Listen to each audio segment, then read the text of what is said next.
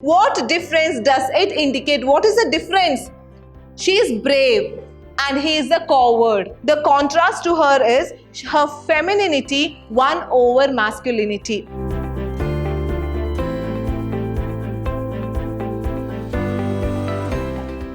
Hello everyone, I'm Soni Puamma here again with another pondering question. Why is that women considered to be feeble? Why is that there is gender bias?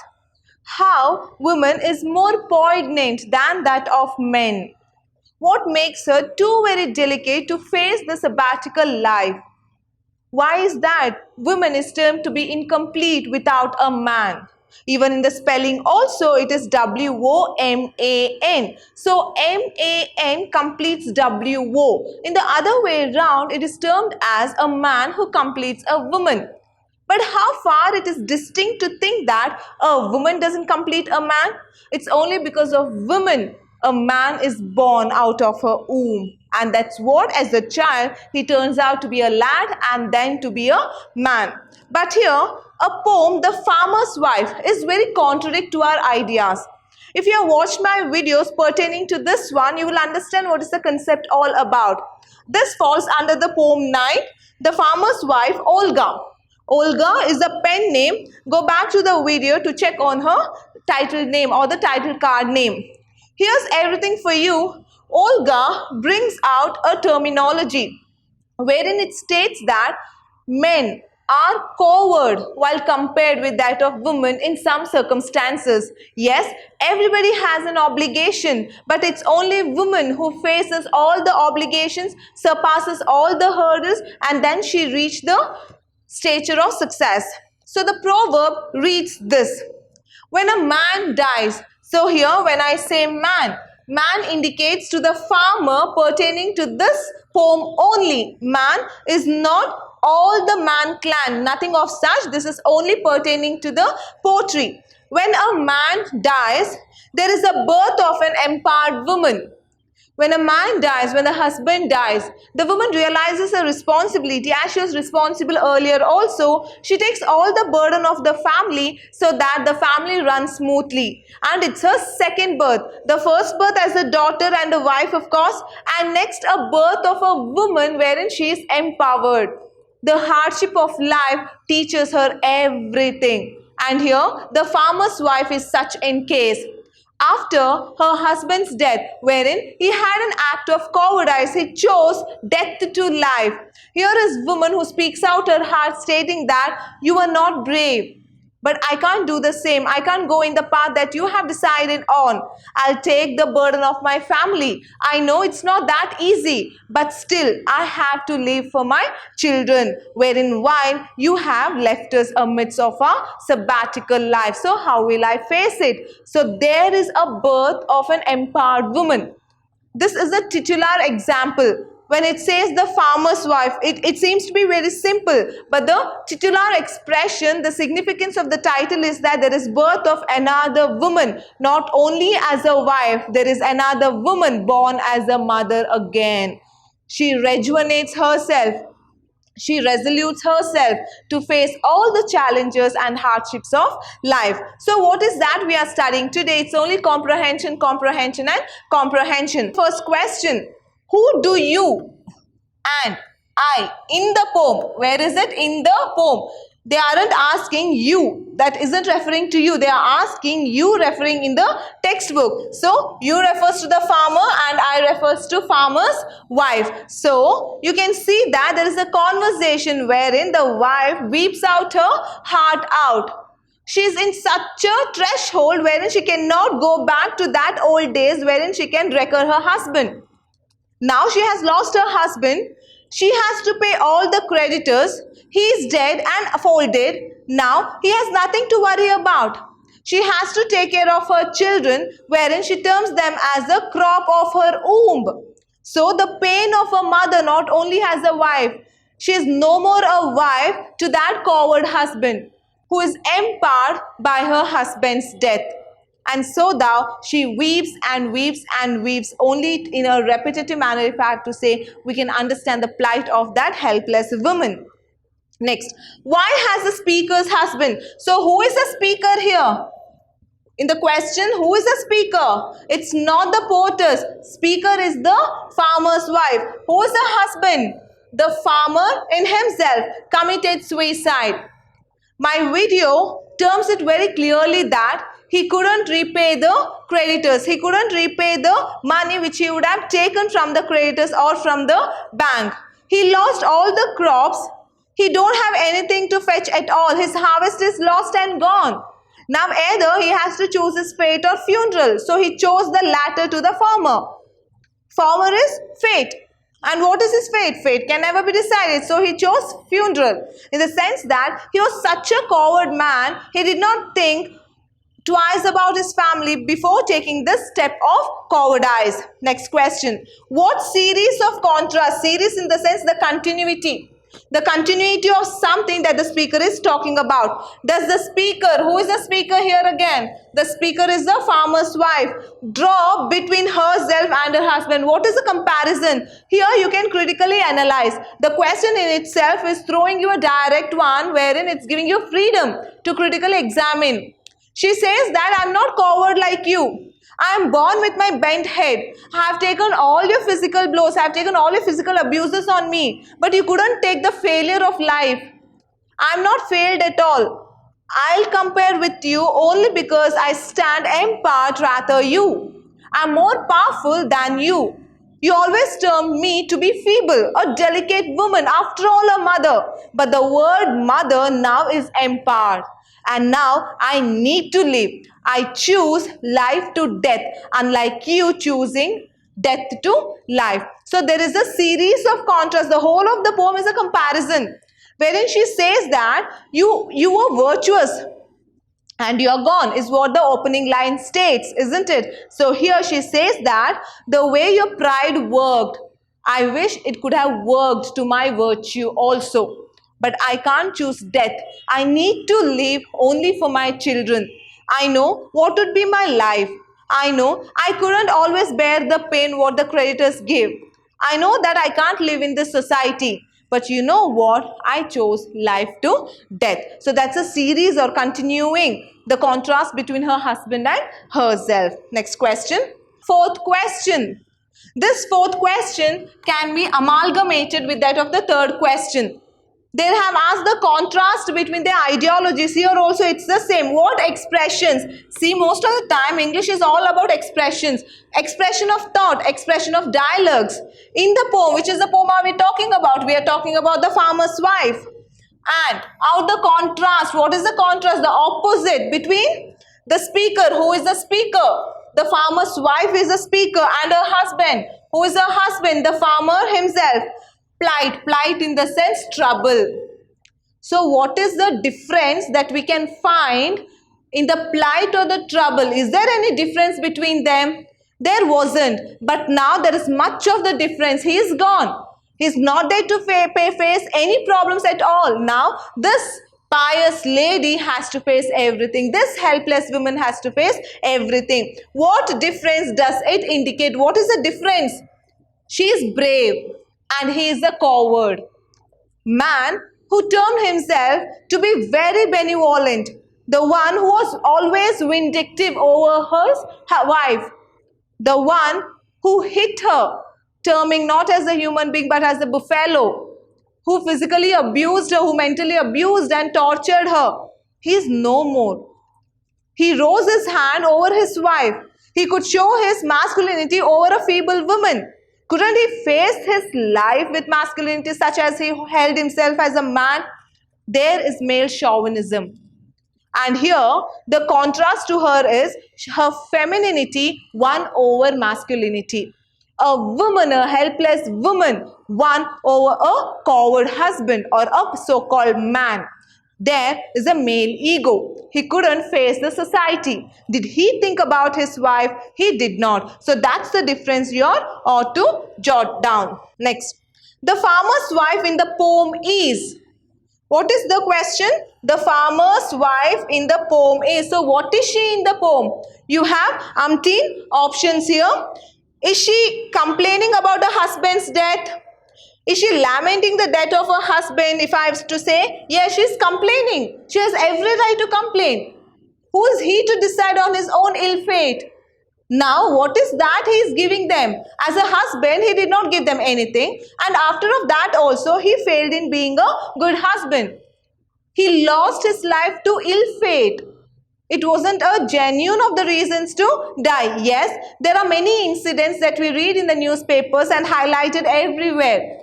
But is death only a solution? If that would have been, everybody would have chosen death to life. But life is to surpass all the hurdles. Life is to face. May whatever come, be whatever come. That all goes only in slogans. Everything is just, life is just like seasons. Today we are happy, tomorrow we are in morose. Today we have a very fluent life or affluent life, tomorrow we are in poverty. But life has to move on. Your life has to move on to reach that success wherein we turn back and see, alas life, you lost to my ill fate, or alas ill fate, you lost to my life. So either of those you can choose, and I think the latter one is good enough. Next, lamenting the death of her husband. Yes, she is lamenting. She is crying and she is completely in sorrow. Angry that her husband has left her. Yes, she says, you left me in between. What sort of father are you? You thought only the crop that can be harvested next year also. But think about today. She is very angry and she shows all her fury onto her husband. Next, bitter about her husband's act. What is husband's act? Act of suicide. He chose life to death. Next, this is also correct. Worried about her future. All fine. And that's where it ends. All the above answers are correct. So everything. There is nothing like anything is left out here. So all the answers you can find only in this question. So that's where we say that you have to be wise enough in reading the questions also. And next, what memories of her husband trouble her now? What good memories does she have? Was he a loving husband? Was he a caring husband? We don't know, because we only come to know that he is dead and he would have abused her physically and mentally also. There was no love life between them. There was no fairy tale concept in their relationship, and it was such as mundane as anybody can describe about. And this mundane future is what is asserted by the farmer's wife. So what are the memories? Only abusing and kicking. There is no good memories at all. Only abusing and kicking while he was drunk. She recalls his ill treatment. It can be anything, the domestic violence put together. She's talking about that domestic violence that her husband had to pour upon her. He used to ponder upon her only to abuse her, and misbehavior which troubles her now. There was no love life when he was alive, but at least he was supported by the family or supporting to his family. He held as a pillar, but now the foundation has collapsed. Now there is no future is what she says. Next, what does the phrase harvest of my womb? What is the harvest of my womb talking about? She's talking about her children. Suggest. What is that? Why is their plight compared to worm-eaten cotton pods? Cotton pods is their harvest. That's where he lost his money too. He couldn't get anything in return. That's why the farmer's wife says that the way your cotton pods was lost, you took a drastic step of suicide. But how about the harvest of my womb? Can I desert them? Can I abandon them and take the choice of yours? She says no. Here it says it refers to farmers' children. Their suffering is compared to worm-eaten cotton pods, as they are now left without care. When cotton pods are eaten by the worm, it means that the cotton pods aren't taken care of. So as it is like, there is a comparison or nourishment. There is no nourishment of my children. I can't betray them the way you did. You did not only betray me, you betrayed all your children alongside. But I can't do that, is what she says. So there is a direct comparison between the harvest of my womb, which refers to her children, and cotton pods, which is eaten by the worms without any proper nourishment. Next, here is a 1-mark question again, which ends with this. To what condition? What is the condition? Is the condition good? The condition is bad. had her husband's act of committing suicide punished her. He is gone. Now he has nothing to bother about. But she has to face that bad society. She has to step into that bad society where everybody are very wolfish. And here what she says, the husband's suicide has left her with an outstretched hand and bent head, in the sense that from tomorrow she has to be a puppet in the hands of the creditors. She has to work untidy or unkempt everywhere only to get good nourishment to her children. But can that happen? How safe is a woman outside her home? How safe is she in that bad society? And you all know the answer. She's alone, mind you. Here it's where your heart pounds. It takes a beat. She's alone and without any support. The one pillar that was her husband. Yes, they did not have a lovey-dovey life in common terms. Of course, they did not have a pally-pally life. He did not treat her well. She was always ill-treated. But still, she was a support to him and he was a support to her. But now, the pillar is demolished. Next, the poem ends with, it's a melancholy poem. It's an ironic poem which states that man who terms himself to be masculine, the powerful of all the genders, even though there are 3 genders, man is termed out to be the first nature or the first gender. You took a coward step. And where are you brave? A masculinity compared with that of femininity. And feminine features won over to the masculinity. A will to serve, as she says, I will live. I should live for my children. I'll make sure that children gets everything that we couldn't give across.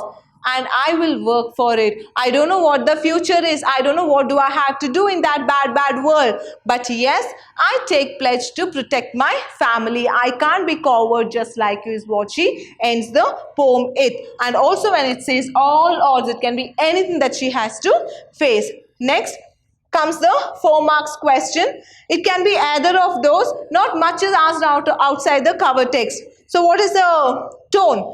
Many times the tone suggests the attitude of the speaker. Who is the speaker here? Farmer's wife. What kind of attitudes are suggested by the words virtuous, poor sinner, and he is but a man? What of this? All these are the expressions. When she says virtuous, it means self-respect. Your self-respect was above your family. That's why over your self-respect you chose death. Next, poor sinner. She turns to herself. You are virtuous, but look at me, I'm a poor sinner. I have no virtue in my life. Do you think that I don't have self-respect? But still I will live abandoning all my self-respect, because after all I'm a woman. I'm a poor sinner. He is but a man. So what is the speciality of being a man? Aren't they human beings? A man is incomplete without a woman. A man has to come out of woman's womb. So the nature plays this pivotal role. So who is man is? Next.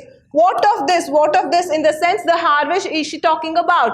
What harvest? She's talking about her womb. She's talking about her children. So all this expression shows the attitude that she carries, a very regardless attitude towards her husband. Next, what kind of questions? So every of the questions are interlinked. So this one, virtuous, you are virtuous, weren't you? Next, poor sinner, amn't I?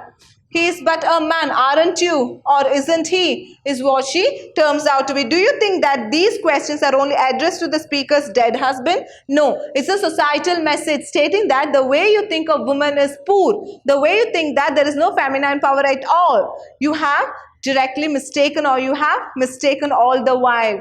Because women can help herself without any support. And there are best paradigms across the globe as well. Isn't it? So here is your question paper. Mind you, while checking on to this, there is no questions pertaining to the farmer's wife. So it doesn't mean that you will not get any question. I have given you 2 paradigms accordingly, and even in the 4 marks also you find none. But in the other of the question paper, if you see, you have it in the 9th one, as it goes with the poem 9. You have it. The question is, which crop is mentioned in the poem The Farmer's Wife? Which crop? The crop of cotton pods. Remember, the womb is connected with that of the cotton pods. It's the crop, in the sense that it's only one crop. Which crop? The cotton pods. And in the 4-mark question, you have it in 18. What was the decision taken by the farmer's wife after her husband's death? So you have to write everything. She pledged to take herself to that extent to protect her children, to live, to choose life, to death. I will live, I will survive, and I'll face all the sabbatical life is what she states, and you can explain it either the ways. And next of the classes, we'll talk about an old woman.